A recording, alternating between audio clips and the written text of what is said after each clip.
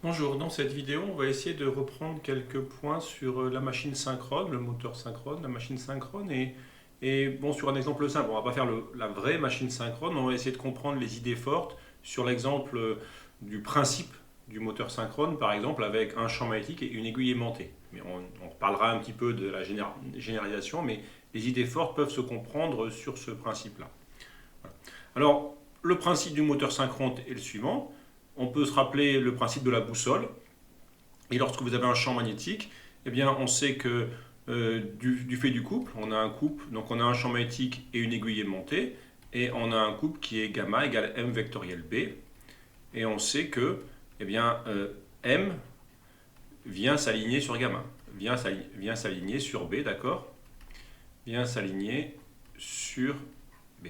Donc c'est le principe de la boussole, l'aiguille aimantée vient s'aligner sur le champ magnétique terrestre et donne la direction du champ magnétique terrestre. Il y a quelques petites oscillations et ensuite ça se stabilise sur la position d'équilibre. Donc le moteur synchrone est basé sur ce principe. L'idée simplement, c'est qu'on va faire un champ magnétique tournant et l'idée c'est que l'aiguille aimantée va à chaque fois chercher à rattraper le champ magnétique. Et donc le champ magnétique a une première position, l'aiguille aimantée tente à le rattraper, le champ magnétique continue à tourner, l'aiguille magnétique tente de le rattraper, ainsi de suite, ainsi de suite. Et donc si le champ magnétique tourne, eh bien M va tourner à la même vitesse que B et le suivre dans la limite où le couple moteur peut compenser le couple résistant. Alors la première idée qu'on peut se poser, c'est comment créer le champ statorique tournant. Donc pour créer le champ tournant, l'idée de base, c'est de disposer de deux bobines. Donc on a une bobine qui est ici et une bobine qui est là. Et on place ces bobines en quadrature spatiale, c'est-à-dire comme ceci, quoi, une selon l'axe UX, une selon l'axe UY. Et d'autre part, on fait en sorte que ces bobines soient parcourues par des courants en quadrature temporelle. Donc une bobine va être parcourue par un courant I0 cos ωt et la seconde bobine par un courant I0 sinus ωt. Donc cette première bobine, par des arguments de symétrie, je ne vais pas trop développer ici, mais on peut montrer facilement que le long de son axe, elle va créer un champ magnétique, donc cette bobine ici, créer un champ magnétique B1 qui est dirigé selon Ux, et forcément, d'après les équations de Maxwell, et en particulier de Maxwell-Ampère, si le courant I1 bat en cos ωt, le champ magnétique B1 bat en cos ωt. De la même façon, la bobine qui est ici va créer le long de son axe, c'est-à-dire selon UY, on a un point de son axe, un champ selon UY, et ce champ, il sera proportionnel au courant I2, toujours d'après Maxwell-Ampère, et il sera donc en B0 sinus ωt. Les bobines sont placées à égale distance du centre, comme ça les B0 sont les mêmes, les bobines sont les mêmes, et en conséquence, vous avez un champ résultant, et simplement, le champ résultant, Bs de t, eh bien, par linéarité des équations de Maxwell et du vide, on a nécessairement que le champ résultant, c'est la somme des champs B1 et B2. Et vous voyez bien que si vous avez un champ en cos ωt ux et un autre champ en sinus ωt uy, vous créez bien un champ tournant. Alors, dans le cas réel, c'est un peu plus compliqué que cela, mais l'idée générale, c'est qu'on va disposer deux phases.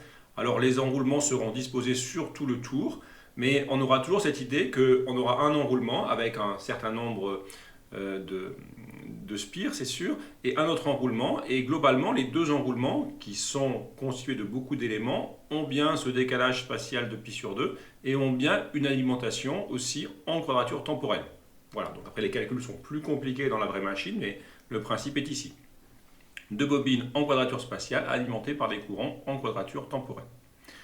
Une fois qu'on a créé le champ tournant, alors, que va-t-il se passer? Eh bien, en fait, vous allez avoir l'aiguille aimantée, qui est en fait un rotor, en vérité un rotor magnétique, mais le principe est ici, et on va alimenter l'aiguille aimantée, est alimentée, elle, par un courant permanent. Donc, il y a un générateur permanent qui va créer...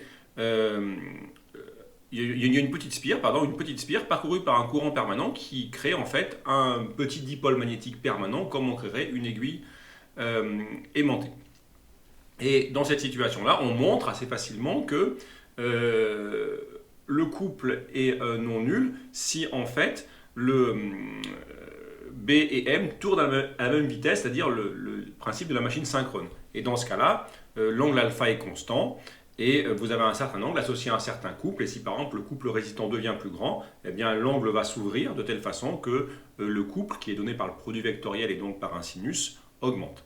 Et donc tout ceci tourne de concert, hein. Le champ statorique tourne à la vitesse oméga et l'aiguille aimantée, ou disons le rotor, et son moment magnétique tourne également à la même vitesse oméga. C'est le principe de la machine synchrone, le champ magnétique entraînant le rotor. Alors maintenant, on va essayer de comprendre un peu ce qui se passe au sein de la phase du rotor. On arrive dans les questions un peu plus essentielles. Alors, au sein du rotor, bien, le rotor, il va être alimenté par un générateur continu de tension. Et ensuite, essayons de voir si une force électromotrice apparaît au sein du rotor. Pour la force électromotrice au sein du rotor, très généralement, ça serait moins d sur dt du flux à travers le rotor. Ce flux à travers le rotor se décompose en deux aspects. Vous auriez d'une part le flux du stator à travers le rotor et le flux propre du rotor, parce que le rotor est constitué de plusieurs spires, donc il y a un enroulement et forcément il y a une inductance propre. Alors ce terme-là, eh bien ce terme-là, il est ce qu'il est, mais il est constant. Pourquoi il est constant? Parce que alpha égale constante. Donc en fait, il y a un certain angle entre B statorique et M, et les deux tournant ensemble, l'angle reste le même, donc le produit scalaire de BS à travers le vecteur surface du rotor ne change pas, et donc ce flux est fixé. Il est ce qu'il est, mais il est fixé. Et de la même façon, et d'autre part, c'est une alimentation continue. Pour créer une spire, un dipôle permanent, c'est une alimentation continue qui alimente le rotor. Donc on a un IR qui est une constante, et donc le terme qui serait le flux phi PR, qui serait donc LIR IR, eh bien c'est également une constante prime. Donc elle est ce qu'elle est, ce flux n'est pas nul, mais simplement ce flux ne dépend pas du temps. Donc vous voyez que vu que le flux en régime régulier n'évolue pas au sein du rotor, essentiellement parce que, pour deux raisons encore une fois, parce que le rotor tourne avec le champ magnétique statorique, et parce que le rotor est alimenté par un courant permanent pour créer une aiguille permanente. Donc du fait de ces deux raisons, eh bien, on voit que la force électromotrice créée au sein du circuit est nulle. Donc finalement, on n'a pas à prendre en compte l'inductance propre ni l'inductance mutuelle. Donc le seul phénomène à prendre en compte au sein de l'enroulement du rotor, c'est une simple résistance. Il reste quand même la résistance des enroulements. Quand on dit comme ceci, ça c'est le générateur continu de tension, générateur continu qui délivre une tension UR, comme par exemple 10 volts, disons. Là, vous avez la résistance des enroulements, et donc l'équation électrique sera simplement UR égale R de R IR. Donc vous n'avez pas de phénomène d'induction au niveau du rotor. Donc le rotor constituera l'inducteur. Il n'y a pas d'induction, donc ce n'est pas l'induit, et donc c'est forcément l'inducteur, comme on va le voir dans un instant. Donc voilà pour le schéma électrique du rotor. Maintenant, si on passe au stator, alors que se passe-t-il? Donc je vais faire une des phases. Il y a deux phases, mais en fait, comme on l'a un petit peu montré, vu que les bobines sont décalées à la fois spatialement et puis les courants sont temporellement décalés, tout ce que vous trouvez sur la phase électrique, sur une des phases électriques, vous trouvez la même chose sur la seconde phase, mais tout est décalé de pi sur 2 en fait. Donc je vais raisonner sur une des phases. Alors bien sûr, je ne l'avais pas encore dit, mais pour créer ce courant I1, on avait dit que les spires étaient... Enfin, il y avait un courant qui circulait dans les spires, donc forcément il y avait des générateurs, d'accord? Donc il y avait un générateur de courant sinusoïdal, si vous voulez, un GBF. Bon, un GBF ne va pas faire beaucoup d'énergie, mais sur le principe, on peut partir d'un GBF, ou plus généralement, le courant fourni par le réseau électrique sur une prise en 220 volts. Donc vous avez cette tension U1 sinusoïdale qui alimente la bobine.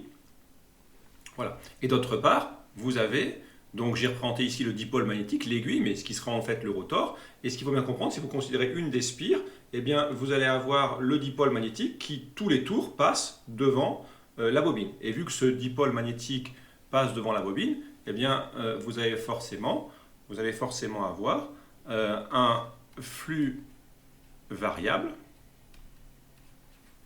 du champ rotorique, parce que le dipôle magnétique, la petite aiguille aimantée, crée un champ magnétique, et même le vrai champ rotorique de la même façon dans la vraie machine 50, donc flux variable du champ rotorique à travers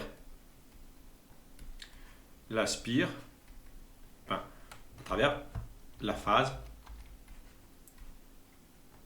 du stator. Une des phases, à travers chacune des phases. D'ailleurs, je fais pour une des phases, mais c'est pareil pour l'autre phase. Donc, a priori, il va y avoir ici un phénomène d'induction. Donc, pour représenter le schéma électrique, donc le stator sera bien induit, hein, encore une fois. Vous avez la spire, on va calculer exactement, mais la spire et le champ magnétique n'arrêtent pas de passer du rotor devant la spire, donc il fait bien un phénomène d'induction. Donc il y a bien un flux variable. Si vous avez un flux variable, vous avez un phénomène d'induction. Donc le stator est bien l'induit, c'est celui qui subit l'induction. Et pour son schéma, donc je fais le schéma, je fais le symbole du générateur de tension variable. Il y a bien sûr des résistances, des enroulements, et je rajoute pour l'instant une force électromotrice qui inclut à la fois les effets propres et les effets mutuels. Donc cette force électromotrice, c'est bien une force électromotrice au sens où elle est dans le sens du courant. Alors maintenant, je peux essayer d'évaluer cette force électromotrice. Ce E1 est bien correctant dans E1. Donc on aurait moins D sur dt. Et il faut considérer tous les flux qui traversent E1. Donc vous auriez le flux du rotor sur le stator. On a vu que ce flux dépendait du temps. Il variait même sinusoïdalement. D'accord ? Vous avez le flux propre de la phase 1, d'accord, son flux propre, et qui sera en fait simplement le L1 I1 de T.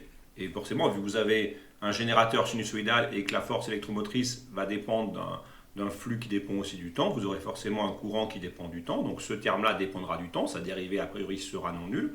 Et vous auriez potentiellement également le flux de la phase 2 à travers la phase 1. Alors ce terme-là ne compte pas parce que si on regarde les bobines, on voit qu'en fait, vous avez une quadrature entre les bobines 1 et les bobines 2, et cette quadrature spatiale, elle fait en fait que le champ magnétique créé par la bobine 2 à travers la bobine 1, c'est-à-dire le champ magnétique créé par la bobine 2, il est perpendiculaire à la surface de la bobine 1, sauf que j'ai inversé les couleurs, donc c'est pour ça que je m'en mêle ici. Alors si on essaie de changer les couleurs rapidement, comme ceci. Donc bobine 1, c'est celle qui est en orange, et bobine 2, c'est celle qui est en jaune. Okay. Donc je reprends, vous avez le champ magnétique de la bobine 2, en jaune, qui va donc être perpendiculaire au spire, à la surface des spires de la bobine 1, et donc ça ne crée pas en fait, vous avez un flux qui est nul, d'accord, et donc ceci fait 0, donc ceci ne compte pas en toute rigueur, donc ça ne comptera pas, parce que c'est perpendiculaire, d'accord, mais enfin, en tout cas, vous voyez bien que du fait de ces deux termes, en fait, vous aurez en fait, alors on peut décomposer en deux parties, je peux laisser la partie moins d sur dt de phi rotor à travers le stator de t, et simplement, habituellement, d'accord, la seconde partie, on peut l'écrire moins d sur dt de L1 I1 de t, et c'est pour ça que maintenant je sépare en deux parties le résultat. Vous voyez, au début j'ai cette force électromotrice et je la sépare en une partie qui sera la partie propre qui va créer la bobine L1 et une partie qui est la partie mutuelle. Donc cette partie mutuelle, c'est en fait simplement le moins d sur dt de phi du rotor à travers le stator. Plus exactement, j'aurais dû écrire la phase 1 du stator. Voilà. Qui est liée à la mutuelle. Donc ça c'est phase 1 et on va rajouter phase 1. Voilà, donc encore simplement on décompose habituellement, d'accord, ce terme en moins d fera le terme propre, donc c'est comme vous voulez, vous mettez soit toute la force électromotrice, soit vous la décomposez en la partie mutuelle et la partie propre. Mais on voit bien qu'ici il y aura une partie mutuelle. Donc voilà le schéma, et ce qu'on fait habituellement, vu que là on est en fonctionnement, vu que là on est en électrique qui va donner du mécanique, donc en fait ici on montre, en fait, on va y arriver dans un instant, que en fait, on va absorber l'énergie électrique. On montre en fait que dans ce cas-là, la puissance de la force électromotrice est négative, donc on préfère basculer simplement en force contre-électromotrice. Donc habituellement, ce qu'on fait, c'est qu'on définit une force contre-électromotrice qui est simplement l'opposé de la force électromotrice mutuelle. Donc voilà pour comment obtenir le schéma. Bon, j'ai fait un petit peu lent, mais en fait on peut faire plus vite. Il faut simplement dire que forcément, donc vous avez un stator. Stator possède des enroulements, il y a donc une résistance. On a un courant variable, donc le terme d'inductance propre va forcément compter. Et enfin, vu que le champ du rotor passe devant les spires du stator, il crée une force électromotrice mutuelle qu'on préfère ici représenter en force contre-électromotrice. Donc d'où l'idée de raisonner en force contre-électromotrice, parce que ainsi on montrera dans un instant que en fait la puissance qui sera E'M I1 en moyenne, cette puissance sera positive et la force contre-électromotrice absorbe l'énergie. Donc si on fait justement ce bilan de puissance, donc on a les générateurs. Les générateurs vont fournir de l'énergie électrique, aussi bien les générateurs du rotor que ceux du stator. Alors il y aura bien sûr des pertes par effet Joule, donc pertes par effet Joule. Et ce qui n'est pas absorbé par effet Joule, ce n'est pas absorbé dans les bobinages parce qu'en moyenne, la bobine n'absorbe pas d'énergie. Et donc la puissance fournie par les générateurs, aux pertes Joule près, sera absorbée par les forces contre-électromotrices. Et ensuite, cette puissance absorbée par les forces contre-électromotrices, elle est restituée sur le couple électromagnétique, sur le couple électromoteur. Alors bien sûr, aux pertes fer près, il y a égalité en fait s'il n'y a pas de perte fer dans un cas idéalisé, mais dans le cas réel, vous avez une certaine perte et donc en fait vous avez la puissance du couple électromagnétique qui est en fait, donc vous avez les générateurs qui fournissent l'énergie, cette énergie aux pertes Joule près est absorbée par les forces contre-électromotrices qui la restituent sur le couple électromécanique et c'est bien ça qui fait tourner le rotor, qui fait tourner l'aiguille ou plus généralement le rotor du système et bien sûr la puissance mécanique vraiment disponible sera celle du couple électromagnétique mais aux pertes par frottement près. Voilà comme ceci. Et vous avez une transformation électrique vers mécanique. Voilà. Donc voilà pour les grandes idées. Et si vous avez ça en tête, finalement, après il y a le vrai, je dirais, moteur à courant, moteur synchrone où on fait des calculs plus compliqués au sein d'un système ferromagnétique avec l'énergie magnétique pour obtenir le couple, pour obtenir les inductances, etc., etc. Bon, c'est très intéressant, mais le principe est ici. D'accord. Alors maintenant, je dis un petit mot pour terminer sur le fonctionnement réciproque, c'est-à-dire en alternateur, quand je vais faire une conversion mécanique vers électrique. Donc la différence ici, vous avez toujours vos deux spires comme ceci, enfin vos deux bobinages, pardon, mais pour l'instant, ces bobinages ne sont plus alimentés. Ils vont eux-mêmes, si vous voulez, alimenter une charge ou permettre d'alimenter le réseau électrique, si vous avez une centrale, par exemple, qui va fournir de l'énergie au réseau. Et donc là maintenant, c'est une conversion qui va, si je remets bien ici, on est sur une conversion de mécanique, d'accord, vers de l'électrique. Donc au départ, vous avez bien un opérateur qui entraîne le rotor. Donc il faut imaginer que ce rotor ici, modélisé par son dipôle magnétique, eh bien, voilà, il est comme ceci. Et puis vous avez un dispositif, c'est vous, si vous voulez, à l'arrière, vous prenez l'aiguille aimantée, vous la faites tourner avec un moulin, si vous voulez. Et plus généralement, ça peut représenter, vous avez un barrage hydraulique, l'eau tombe du barrage et actionne une turbine qui est liée à des aimants et qui vont passer devant des bobinages. Donc ça peut être plus ou moins dimensionné à quelques watts ou à des mégawatts, mais le principe est celui-ci. Donc il y a bien un opérateur qui entraîne le rotor. Il y a donc de l'énergie mécanique qui est fournie. Mais l'idée, c'est que lorsque ce dipôle magnétique ou ce rotor, ce champ magnétique, il va tourner, donc ce rotor tourne comme ceci à travers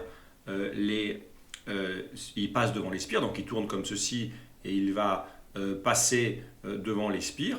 Et vous avez donc un flux variable du champ magnétique rotorique à travers les spires du stator. D'abord celle-ci, puis celle-là et à nouveau.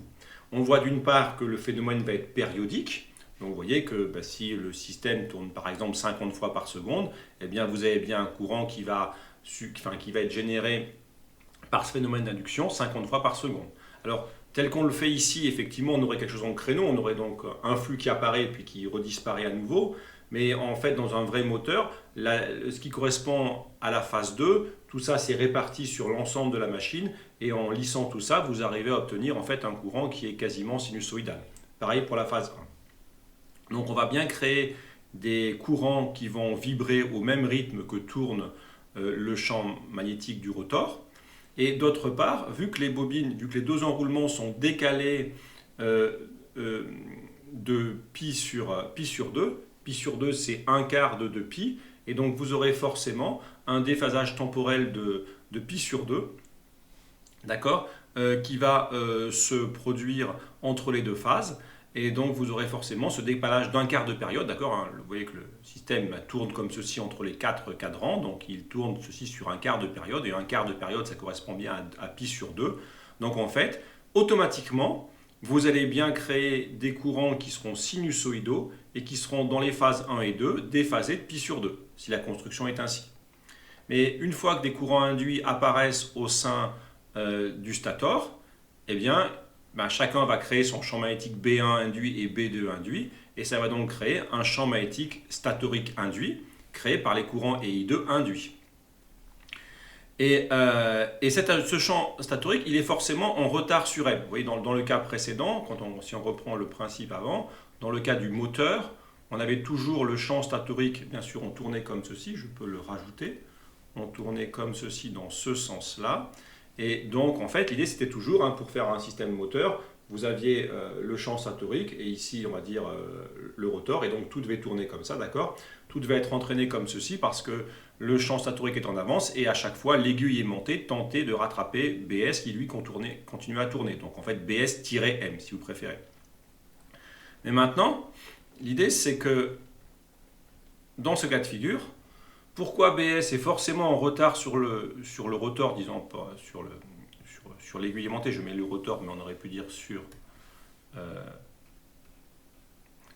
le champ rotorique, plus exactement. Alors, pourquoi ceci? Ou sur M, on peut même écrire comme ceci, on va même écrire comme ceci, ce sera un peu mieux. On va carrément mettre, pour que ce soit un peu plus clair, on va mettre carrément que c'est sur M, on va directement écrire hop, en retard sur M. Ce sera plus clair comme ça. Et bien pourquoi? Parce que c'est la loi de Lenz. Il disait que l'induction, par ses effets, tend à s'opposer aux causes qui lui ont donné naissance. Et qu'est-ce qui a donné naissance au courant induit? Eh bien, c'est bien le champ magnétique qui passe devant les spires. Donc le champ magnétique du rotor et le dipôle magnétique passant devant les spires, il va créer un phénomène d'induction, et le phénomène d'induction va créer un champ statorique induit qui sera en retard. Comme ça, le dipôle magnétique va être attiré par le champ statorique, d'accord? Donc à cause du couple, on peut réécrire le couple, et je vous rappelle que le couple gamma, c'est M vectoriel B, et vous aurez bien que le couple électromagnétique scalaire UZ, eh bien, sera inférieur à 0.